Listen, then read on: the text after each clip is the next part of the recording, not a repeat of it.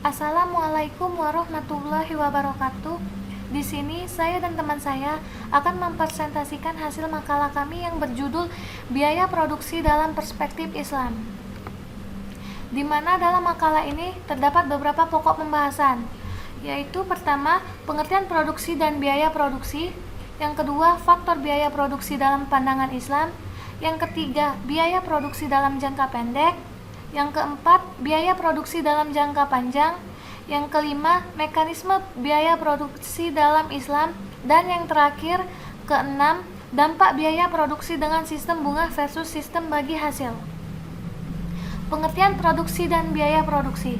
Produksi secara teknis merupakan proses mentransformasikan input menjadi output, di mana ini merupakan kegiatan manusia untuk menghasilkan barang dan jasa yang kemudian dimanfaatkan oleh konsumen. Dalam pandangan ilmu ekonomi, produksi memiliki definisi yang berbeda-beda menurut beberapa ahli. Di sini saya akan mengambil definisi menurut ahli KAF. Produksi merupakan usaha manusia untuk memperbaiki tidak hanya kondisi fisik materialnya, tetapi juga moralitas sebagai sarana untuk mencapai tujuan hidup, sebagaimana digariskan dalam agama Islam, yaitu kebahagiaan dunia dan akhirat. Sedangkan biaya produksi merupakan semua pengeluaran yang dilakukan oleh perusahaan untuk memperoleh faktor-faktor produksi dan bahan mentah yang akan digunakan untuk menciptakan barang-barang yang digunakan atau diproduksi oleh perusahaan tersebut.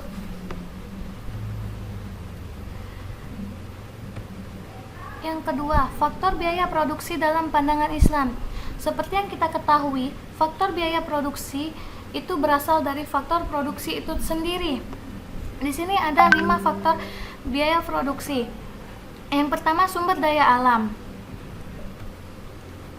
Sumber daya alam adalah segala sesuatu yang disediakan oleh alam yang dapat dimanfaatkan manusia untuk memenuhi kebutuhannya, yang meliputi segala sesuatu yang ada di dalam bumi, seperti tanah, tumbuhan, udara,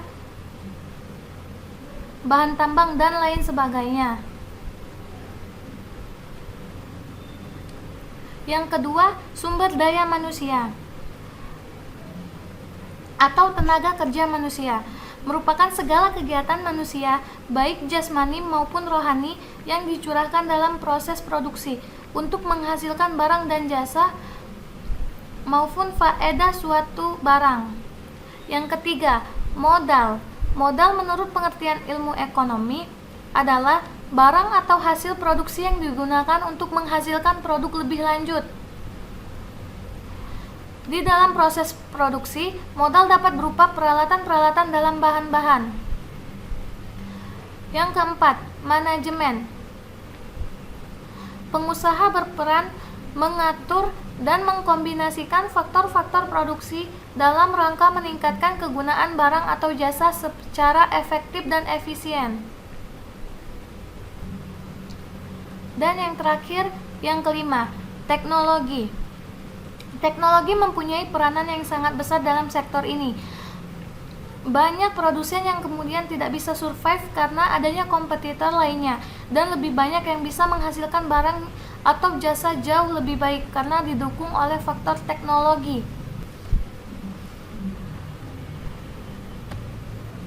Biaya produksi dalam jangka pendek beserta bentuk kurva biaya produksi jangka pendek. Biaya produksi jangka pendek yaitu jangka di mana sebagian faktor produksi tidak dapat ditambah jumlahnya. Di mana ada 2 biaya produksi yang harus diperhatikan saat menganalisis biaya produksi, yaitu yang pertama, biaya produksi rata-rata yang meliputi biaya produksi total rata-rata, biaya produksi tetap rata-rata, dan biaya produksi berubah rata-rata. Yang kedua, biaya produksi marginal, yaitu tambahan biaya produksi yang harus dikeluarkan saat menambah 1 unit produksi. Di sini akan dijelaskan biaya total, jenis-jenis biaya total. Biaya total adalah keseluruhan jumlah biaya produksi yang dikeluarkan. Biaya total dapat dibedakan menjadi 3, yaitu biaya total atau TC, biaya tetap total TFC, biaya berubah total TVC.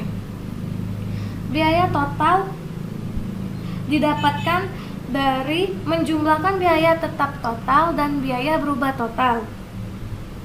Sedangkan biaya tetap total merupakan keseluruhan biaya yang dikeluarkan untuk memperoleh faktor produksi yang tidak dapat diubah jumlahnya, seperti contoh membeli mesin atau mendirikan bangunan. Faktor produksi itu dianggap tidak mengalami perubahan dalam jangka pendek.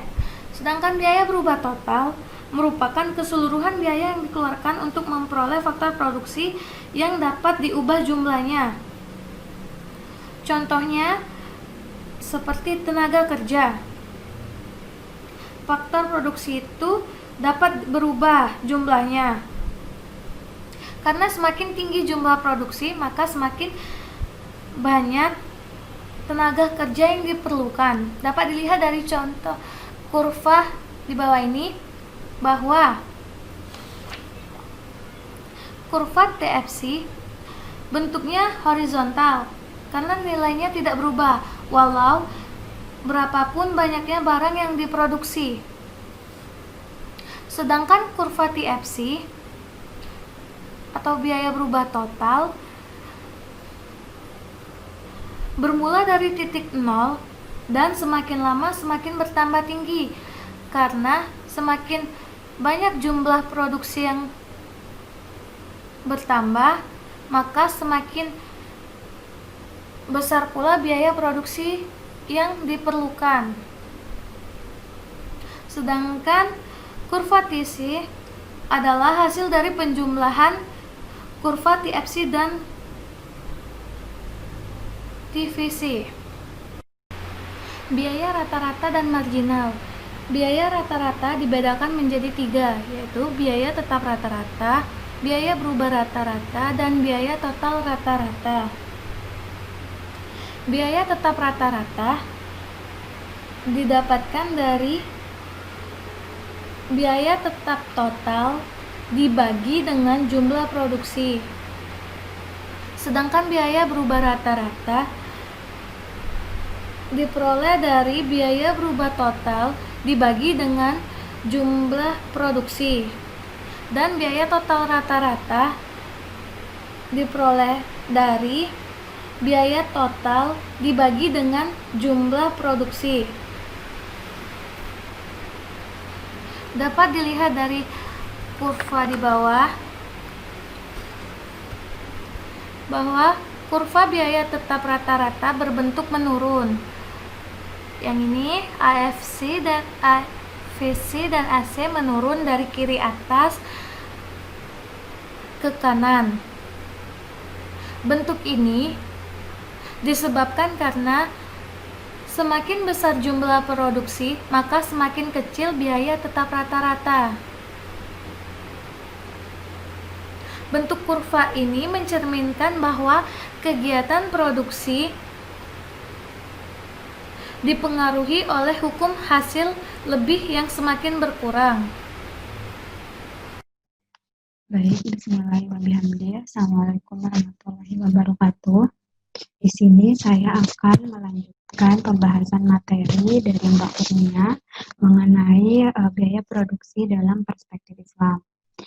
Akan ada 3 pembahasan, akan ada 3 pokok pembahasan yang akan saya sampaikan. Yang pertama ada biaya produksi dalam jangka panjang, yang kedua ada mekanisme biaya produksi dalam perspektif Islam, dan yang ketiga ada dampak biaya produksi terhadap sistem bunga dan bagi hasil. Baik, langsung saja. Biaya produksi dalam jangka panjang. Dalam produksi jangka panjang, perusahaan dapat mengubah semua faktor produksinya. Nah, oleh karena itu, dalam jangka panjang tidak perlu lagi dibedakan antara biaya tetap dan biaya berubah, dikarenakan semua biaya dalam produksi jangka panjang merupakan biaya berubah atau biasa kita kenal dengan variable cost. Nah, dalam biaya produksi jangka panjang ini ada 3 biaya yang akan saya sampaikan. Yang pertama ada biaya total jangka panjang, yang kedua ada biaya rata-rata jangka panjang, dan yang ketiga ada biaya marginal jangka panjang. Baik, langsung saja. Biaya total jangka panjang. Yang pertama, biaya total jangka panjang. Biaya total jangka panjang ini merupakan biaya yang dikeluarkan untuk memproduksi seluruh output dan semua yang bersifat variabel atau berubah, di mana biaya total jangka panjang ini sama dengan biaya variabel, sehingga ditulis dengan rumus LTC sama dengan LVC, di mana LTC merupakan biaya total jangka panjang dan LVC merupakan biaya variabel jangka panjang. Lalu yang kedua ada biaya rata-rata jangka panjang. Biaya rata-rata jangka panjang merupakan biaya rata-rata yang paling minimum untuk berbagai tingkat produksi apabila perusahaan dapat selalu merubah kapasitas produksinya. Nah, di mana biaya rata-rata jangka panjang ini dirumuskan dengan LTC per Q. Dalam biaya rata-rata jangka panjang ini terdapat kurva yang dikenal dengan nama kurva LRAC, di mana kurva LRAC ini merupakan kepanjangan dari long run express cost, yang merupakan kurva yang menunjukkan biaya rata-rata paling minimum untuk berbagai tingkat produksi. Nah, di sini teman-teman bisa lihat sendiri kurva dari LRAC ini. Dalam kurva ini terdapat berbagai AC, karena kurva LRAC ini sendiri merupakan kurva yang terdiri dari beberapa AC atau beberapa AC terdiri dari beberapa kurva AC. Ada AC 1, 2, 3, dan seterusnya. Di mana dalam setiap AC ini akan ada kapasitas dari minimum biaya produksi yang akan digunakan. Nah, contohnya dalam kurva yang saya tampilkan ini, nah dari gambar ini menunjukkan bahwa di sini dalam produksi 125 unit, kapasitas satu merupakan kapasitas yang paling efisien karena biaya produksinya itu paling minim. Nah, lalu dari produksi antara 125 unit sampai dengan 160 unit, kapasitas 2 merupakan kapasitas yang paling efisien karena biaya produksinya paling minimum. Dan pada AC3 di mana produksi 240 unit, kapasitas 3 merupakan kapasitas yang paling efisien untuk digunakan. Nah, dalam jangka panjang, titik terendah AC ini tidak menggambarkan biaya produksi yang paling minimum untuk menghasilkan satu tingkat produksi, dikarenakan terdapat AC lain yang lebih meminimumkan biaya.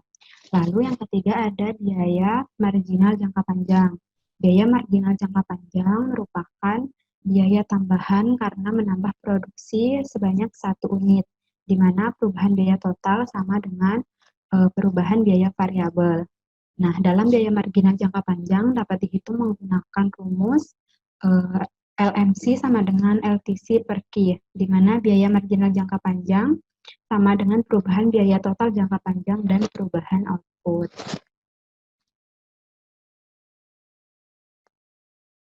Baik, selanjutnya ada mekanisme biaya produksi dalam perspektif Islam, di mana mekanisme biaya produksi dalam perspektif Islam ini akan ada 3 poin. Yang pertama ada biaya produksi, yang kedua ada motif produksi, dan yang ketiga adalah pemaksimuman keuntungan. Baik, biaya produksi di sini dalam Islam sendiri, biaya produksi tidak jauh berbeda dengan biaya produksi pada umumnya, di mana biaya produksi merupakan semua pengeluaran yang dilakukan perusahaan untuk memperoleh faktor-faktor produksi dan bahan-bahan mentah yang akan digunakan menciptakan barang-barang yang diproduksi perusahaan. Nah, dalam biaya produksi terdapat 4 unsur biaya. Yang pertama diukur dengan satuan uang, yang kedua telah terjadi satu atau kemungkinan akan terjadi, yang ketiga ada pengorbanan sumber daya ekonomi, dan yang keempat untuk mencapai tujuan tertentu. Dalam biaya produksi ini terdapat beberapa biaya, yakni ada biaya tetap, ada biaya variabel, dan ada total biaya atau total cost. Lalu yang kedua ada motif produksi. Nah, pembahasan produksi dalam ekonomi konvensional senantiasa mengusung pemaksimalan keuntungan sebagai motif utama sekaligus tujuan dari keputusan ekonomi. Strategi, konsep, dan teknik produksi semua diarahkan untuk mencapai keuntungan yang maksimum atau pemaksimuman keuntungan. Nah, motif untuk memaksimalkan keuntungan sendiri dipandang tidak salah dalam Islam. Dalam Islam, motif produksi untuk keuntungan sendiri tidak dipandang salah, dikarenakan upaya untuk mencari keuntungan itu merupakan konsekuensi dari aktivitas produksi sendiri, karena keuntungan itu merupakan rezeki yang diberikan oleh Allah kepada manusia. Selama produksi tersebut tidak melanggar segala jenis perintah yang telah ditetapkan. Lalu yang ketiga ada pemaksimuman keuntungan. Nah, dalam menganalisis usaha ada dua hal yang harus diperhatikan, yaitu biaya produksi yang harus dikeluarkan dan hasil penjualan dari biaya-biaya produksi. Nah, keuntungan yang maksimum dapat dicapai apabila perbedaan antara hasil penjualan dengan biaya produksi mencapai tingkat yang paling besar, di mana keuntungan diperoleh apabila hasil penjualan ini melebihi biaya produksi. Nah, sementara itu kerugian akan diambil apabila hasil penjualan kurang dari biaya produksi, di mana keuntungan sama dengan hasil penjualan dikurangi biaya produksi. Nah, berkaitan dengan keuntungan dalam produksi sendiri, Imam Al-Ghazali tidak menolak kenyataan bahwa mencari keuntungan itu merupakan motif utama perdagangan. Namun, Imam Al-Ghazali memberikan penekanan pada etika bisnis bahwa keuntungan yang hakiki yang dicari adalah keuntungan akhirat. Lalu selanjutnya ada dampak biaya produksi dengan sistem bunga dan sistem bagi hasil. Di sini ada dua kurva yakni kurva sistem bunga dan kurva bagi hasil. Nah, berbicara mengenai biaya produksi dengan sistem bunga, di mana dapat diketahui karakteristik dari sistem bunga ada dalam analisis biaya produksi adalah adanya biaya bunga yang harus dibayarkan oleh produsen dan bersifat tetap, sehingga biaya bunga ini akan menjadi bagian dari fixed cost. Dengan kata lain, berapapun jumlah output yang diproduksi, bunga tetap harus dibayarkan. Di sini naiknya total cost akan mendorong break even point dari titik Q sampai titik Q1, di mana dengan adanya beban bunga yang harus dibayarkan produsen sama sekali tidak akan mempengaruhi dari kurva penerimaan itu sendiri. Nah, lalu pada sistem bagi hasil, hal ini tidak terjadi, di mana pada sistem bagi hasil kurva fixed cost tidak berpengaruh. Nah, sedangkan pada sistem bunga kurva fixed cost-nya berpengaruh. Pada sistem bagi hasil, pemberlakuan sistem bagi hasil ini akan berpengaruh terhadap kurva TR, yaitu total penerimaan. Sedangkan pada sistem bunga tidak berpengaruh terhadap kurva penerimaan. Sedangkan dalam sistem bagi hasil berpengaruh terhadap total penerimaan itu sendiri.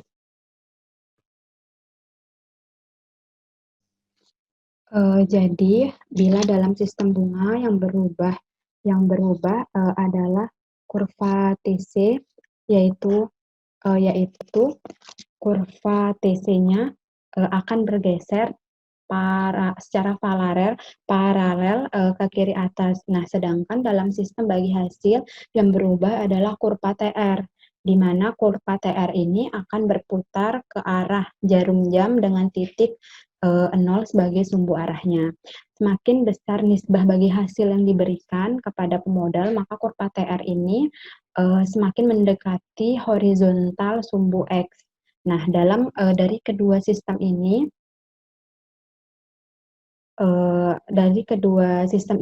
dapat ditentukan dari besarnya bunga dibandingkan berapa besar nisbah bagi hasilnya. Perbedaan dari kedua kurva ini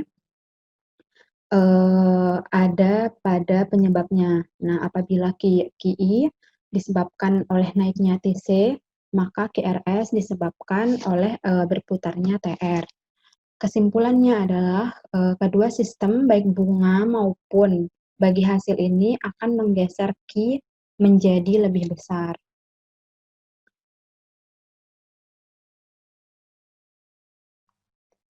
Di sini saya akan memberikan contoh kasus dari bagi hasil dan dari bunga. Nah, seorang petani dalam memproduksi padi tanpa menggunakan sumber modal dari pihak lain akan memproduksi dan menjual berasnya pada jumlah yang mana akan memberikan keuntungan yang sangat besar terhadap petani.